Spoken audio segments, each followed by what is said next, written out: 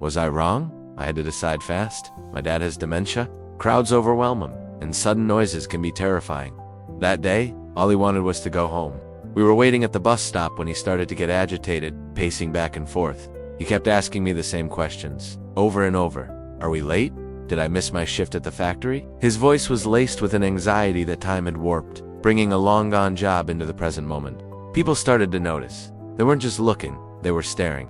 You could feel the judgment in the air, thick and uncomfortable. Then, a man sitting on the bench sighed dramatically, loud enough for everyone to hear. This is making everyone uncomfortable, he said, not even looking at me directly. You really should have planned better. My face burned with a familiar mix of shame and anger. The old script started playing in my head. Don't make a scene, don't argue, don't embarrass him, and most of all, don't embarrass yourself. It's the voice of self-preservation, the one that tells you to shrink and disappear. But then I looked at my dad. He wasn't being difficult or trying to cause trouble.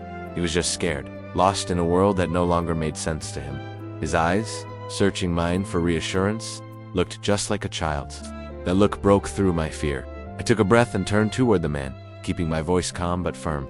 He has dementia, I said, making sure my voice carried. He isn't being difficult, he's being human. The silence that followed was heavy.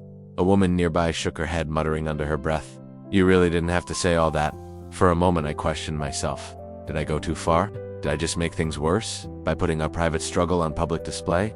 Was my need to defend him just a selfish act to make myself feel better? These doubts swirled in my mind, making my chest tight. Just as the wave of regret was about to pull me under, I felt a gentle squeeze on my hand. I looked down. It was my dad. Through the fog of his confusion, a moment of pure clarity shone through. He looked at me, his eyes clear and focused. You always explain things for me, he said, his voice soft but steady. My throat closed up. I couldn't speak. Then, he smiled, a genuine, warm smile that I hadn't seen in weeks. That's my boy, he added. In that single moment, all my doubts vanished. He saw me, he understood, he felt protected. The bus pulled up to the curb with a hiss of its air brakes. We got on, and no one said another word for the rest of the ride. As we sat there, watching the city lights blur past the window, I held his hand, replaying that moment over and over. Kindness shouldn't need an explanation or permission, but I still wonder. When you're a caregiver, where's the line between advocating for your loved one and oversharing their vulnerability? Is it better to protect their dignity by staying silent, or by speaking up to educate those who don't understand? There's no easy answer, and every single day brings a new situation, a new choice. All you can do is lead with love and hope you're making the right call. What would you have done? Let me know your thoughts in the comments. Thanks for watching.